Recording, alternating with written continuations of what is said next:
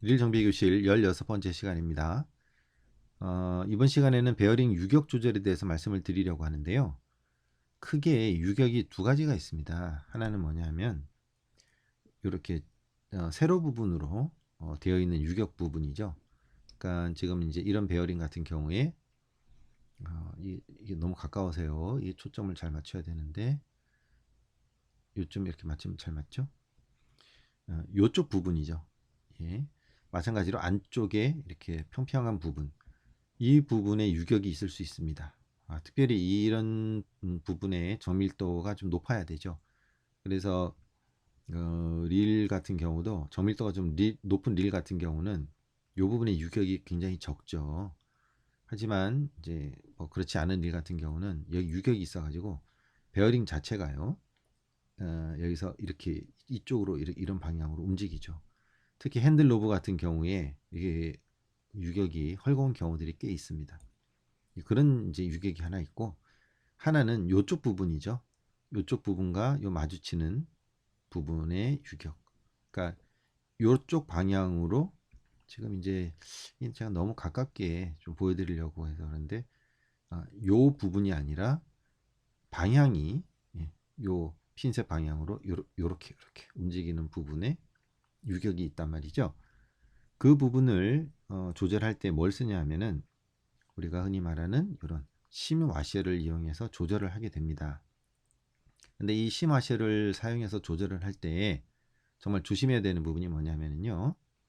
자, 요 베어링 자체의 규격이 5 곱하기 8 곱하기 2.5예요. 그러니까 내경은 5, 외경은 8, 두께는 2.5인데 이때 이 와셔를 이런 와셔를 끼우면 안 된다는 말이죠. 이게 규격이 어떻게 되냐면은 5 곱하기 8 곱하기 0.2입니다.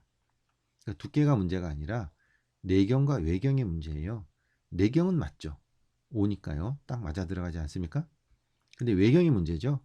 이 와셔가 이 바깥쪽을 지금 덮고 있지 않습니까? 그래서 나중에 이렇게 딱 조이게 되면은요. 베어링이 돌 수가 없어요. 이렇게 되면 안 된다는 거죠. 그래서 이런 경우는 어떻게 해야 되냐면은 이런 걸 사용해야 되죠. 이 규격이 뭐냐면은 5 곱하기 7 곱하기 0.2입니다. 아까 베어링이 5 곱하기 8이라 그랬잖아요. 그래서 1mm 정도 지름이 작은 거죠. 그럼 여러분 이제 화면으로 보시면 아시겠습니다만 와시어와 이 바깥 부분이 분리가 돼 있죠. 정확히요. 이 부분이요. 그래서 이게 회전하는데 아무런 지장이 없게 되는 겁니다. 이렇게 해야 되는 겁니다. 그래서 요 이제 와시의 두께 같은 경우는 뭐 상황을 봐서 2장, 3장 넣든지 더 얇게 뭐 어떻게든 해가지고 만들 수는 있습니다만 이 겉에 부분은 이걸 꼭 지켜야 되는 거죠. 그래서 5 곱하기 7, 그러니까 5 곱하기 8 베어링일 때는 5 곱하기 7 정도를 넣어주면 좋다 하는 거고요.